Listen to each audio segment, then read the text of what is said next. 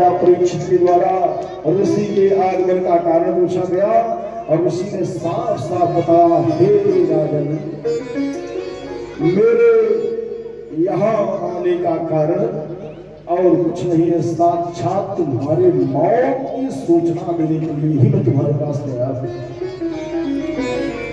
अगर हम किसी के यहाँ चले जाएं और व्यक्ति मेरी खूब सेवा सत्कार कराए और हमसे पूछे, महाराज बहुत दिन के बाद आज आप दर्शन यहाँ आवे का कारण है, हम कहते हैं भैया तुहार मौत बताओ जाएगी। कहे महाराज कहीं धूल से चलाया दोबारा भी नहीं आया। लेकिन यहाँ राजा बहुत प्रसन्न हो गया, महाराज मेरी मृत्यु की सूचना दे क्या है? हाँ हाँ, कब होगी? 7 दिन में जो दिन तुमको अच्छा लगे वही करा दीजिए। आज इतना दिन ही बैठा है सब के हो, 8वां दिन हमारे तोरे बड़े ब्रह्मा नहीं बनेगा। जब दिन अच्छा लगे चुन ली मऊला जाना, सबको 7 दिन में ही आया है सो जाएगा। यहाँ से राजा रंग फकीर, 8वां दिन किसी भी नहीं। आज महात्मा श्रमिक के मौत बता देने से परीक्षित बड़े प्रसन्न हुए और उसी समय बिना प्रयास के ध्यान देगा, प्रयास नहीं करना पड़ेगा। तत्काल घर द्वार खेती बाड़ी लड़का बच्चा परिवार सबका परित्याग किया। अब परित्याग करके कहाँ चले आए?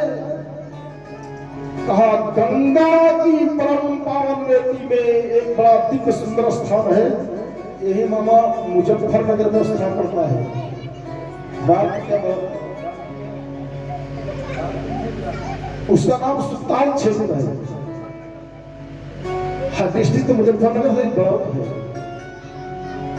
हाँ मुजफ्फरनगर, वहां सुल्तान क्षेत्र है।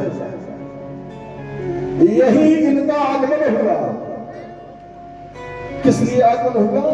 बोले अपनी मृत्यु सुधारने के लिए गंगा के किनारे आकर के धर्मेगा और मरने के लिए आसन लगाया। बोले सच्चिदानंद भगवान की मुलाकात करने के लिए बड़े बड़े ऋषि, बड़े बड़े महर्षि, बड़े बड़े ज्ञानी, बड़े बड़े ध्यानी, बड़े बड़े विज्ञानी और राजा परीक्षित से मिलने के लिए राजर्षि बन चुके हैं।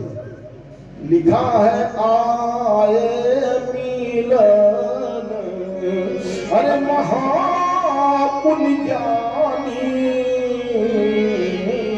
क्यों आए हैं? इसलिए आए हैं कि धर्म, अरे ध्रुवम धर्म पर सियानी, धर्म धुरंधर जान करके लिए आए। कौन आए हैं?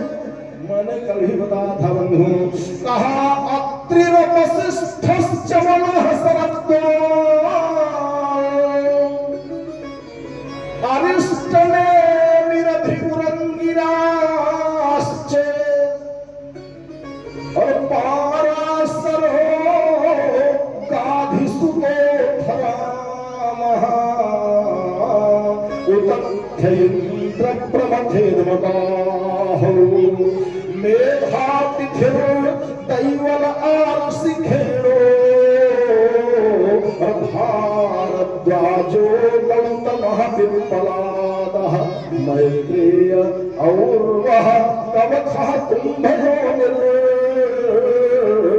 और दैत्यायनो भगवान नारदस्य नियमा अन्यैष देवर्षि महर्षि वरयाः राजर्षि वरयाः अरुणादयश्च नाना ऋषेय प्रवराः समेता अभ्यर्च राजा शिरसा वन्दे। बड़े महर्षि आदि राजा ने सारे महर्षियों को उठ करके प्रणाम किया,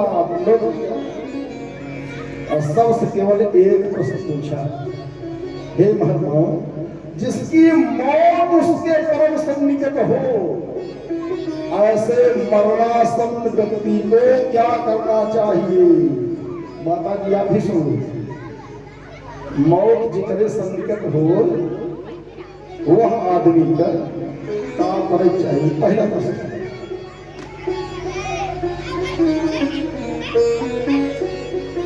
अंतिम समय में हर पारी करना चाहिए। हमारी मौत कैसे सुधरेगी? 3 पन तो केवल भोजन सुधारन, शरीर सुधारन, खा पिए, लड़का बच्चा सुधारन, गवानी। चौथा पन जो है, अब मेरी मौत कैसे सुधरेगी, इसको सुधारने में लगाना चाहिए।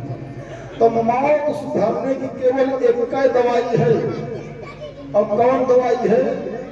कहा जब बिलाहनी में बुढ़िया माई दवाई मंगाए बात, ये मौत सुधरे की दवाई है। माता जी का ध्यान नहीं, और सब तमाम रोग की दवाई है। लेकिन श्रीमद् भागवत महापुराण देखिए, अगर मनई नहीं मानव लोक में मनुष्य जीवन जिए कला सीखे तो रमाल खूब पढ़ा, वो बताए कैसे संसार में रहा जाए, कैसे उठा जाए, कैसे बैठा जाए, कैसे चला जाए, कैसे फिरा जाए, कैसे बोला, कैसे रोवा, कैसे हंसा, ये रामायण बताए। अखंड ज्ञान पावा चाहत गीता माई के लिए चला जाए। लेकिन मौत सुधारना कोई चाहता है, अब पूर्ण वैराग्य ज्ञान चाहता है, भक्ति चाहता है, तो इसकी कला केवल इन्हीं के पास है और कहीं नहीं है। बोलिए सच्चिदानंद भगवान की जय हो। कौन सुधारेगा मौत? तमाम महर्षियों से प्रश्न किया, महाराज 7 दिन हमारा मौत रहेगा का तुम्हारे अंदर जितना जन निकला है कि उनके अंदर कौन विद्या का 7 दिन के अंदर हमारी मौत सुधर जाए। सबों ने हाथ खड़ा कर दिया, कहा भाई समय बहुत कम है। नारद ने कहा इनकी दवा केवल एक महात्मा के पास है। बोले कौन है? कहा जिसने अपनी आंख से भगवान की सारी लीलाओं को देखा है, जिसने अपने कान से भगवान के सारे चरित्रों को पहले सुन रखा है, और जिसने अपने जीवन में भगवान के चरित्रों को किसी श्रेष्ठ व्यक्ति के पास रह करके भगवान के चरित्रों को अक्षरशः अध्ययन किया है। अगर ऐसा कोई विद्वान मिल जाए तो काम कर जाएगा। तो भाई तीनों गुण के पास नहीं है। लेकिन नारद ने कहा एक महात्मा पैदा हो चुका। बोले कौन है? सुखदेव जी महाराज जो व्यास नंदन है, जिन्होंने गोलोक धाम में राधा जी के छाया सुख पहले रहे तो भगवान की संपूर्ण लीलाओं को पिजड़े में बैठ के अपनी आंख से देखते थे। देखा है हम पहले 14 मोनि भगवान शंकर के अमर कथा कहने पर सुनाते रहे पार्वती जी को, लेकिन दुर्भाग्य था उनको नहीं सुन पाई। पर तोते के अंडे में रहने वाले यही सुखदेव अपने काम से आज देवपाल की कथा श्रवण भी कर लिए। जब संसार में आ गए तो सुखदेव जी महाराज को इनके पिता महर्षि वेद व्यास जी महाराज मात्र 3 वर्ष में, जानिएगा 3 वर्ष में इनको और कुछ नहीं पढ़ाया, केवल श्रीमद् भागवत महापुराण 18,000 मंत्र पढ़ाया। बोले सच्चिदानंद भगवान की जय हो। जो तमाम सुखदेव टहरता मामा, हाँ जहाँ देखा जौने गांव दिखा 18 सुखदेव हम काखा का घर तो सोझे नहीं आवे, और सुखदेव बन गए। कौन कल्याण कर लिए भगवान ने जाने। यह नहीं आप जान कर पता नहीं लोग के हैं कहाँ से आके लगे कहीं मुझको नहीं करते भाई। चला तो महात्मा आया माथो फरंगी रहा मूड शुरू बुराया कम दिक्कत हो गया तो हो गया। हमका कथा सुनाओ इसका कल्याण कोई, लेकिन ना ना महत्व सबका है। कल्याण तो तब होगा जब पूर्ण रूप में सारा सामंजस्य बैठ जाएगा। तो नारद ने कहा एक महात्मा है। बोले कौन है? कहा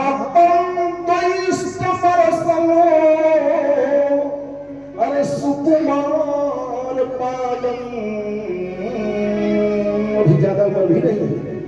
कितनी उम्र है? कहा मात्र 16 वर्ष के हैं। कोमल कोमल कमलोच्चरण जिनके हैं व्यास नंदन है। आचार्य श्री सुखाचार्य जी याद आए। हाँ तो 7 दिन तो बहुत है, 7 मुहूर्त में ही परीक्षित का कल्याण हो जाएगा। अतः बंधुओं नारद के द्वारा, नारद की प्रेरणा से सुखदेव जी महाराज को वहां गंगा के किनारे बुलाया गया। महर्षि सुखदेव जी महाराज का परीक्षित के द्वारा मान सम्मान कराया गया। जानते हो, दिव्य सुंदर आसन दिया गया और परीक्षित के द्वारा प्रश्न किया गया, महाराज 7 दिन के अंदर जिसकी मृत्यु परम सन्निकट हो श्री आत्मा की, उसके कल्याण का श्रेष्ठ साधन बताने का प्रयास करो। इतना समझिए, दिव्य उच्च आसन पर सुखदेव जी महाराज दिगंबर वेशधारी विराजमान हुए हैं। राजा परीक्षित के श्री चरण में हाथ जोड़ करके विनम्र निवेदन कर रहे हैं, संसार के कल्याण की भावना से महाराज इस जीवात्मा की मृत्यु उसके परम सन्निकट हो। ऐसे जीवात्मा के कल्याण के लिए संसार में क्या करना चाहिए, झांकी अपने हृदय में आप लोग रखें। इसके आगे की मंगलमय कथा आप सबों के मध्य में कल कहने का प्रयास किया जाएगा। कारण मैं 2:30 बजे बैठा था और घड़ी हमारी बता रहे महाराज 2 मिनट केवल कम है 5:30 बजने में। अब यही पर आप अपनी वाणी को विराम दे, कथा को विराम दे, शेष चर्चा आप सबों के मध्य में कल करने का प्रयास किया जाएगा। और कल बड़े प्रेम के साथ सावधान चित्त होकर आप सब समय से आने का प्रयास करें। भैया एक जी आप भजन सुना दें और इसके बाद आप भी तैयार कीजिए। वृंदावन कृष्ण भगवान की जय हो। प्रेम से वृंदावन बिहारी लाल की